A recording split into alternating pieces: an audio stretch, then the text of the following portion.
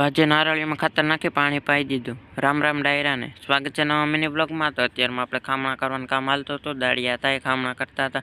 ખામણા થઈ ગયા ને પછી આપણે ખાતર નાખવાનું શરૂ કરી દીધું. એટલું નખાઈ ગયું હતું. અહીંયા આપણે નાખતા હતા ખાતર.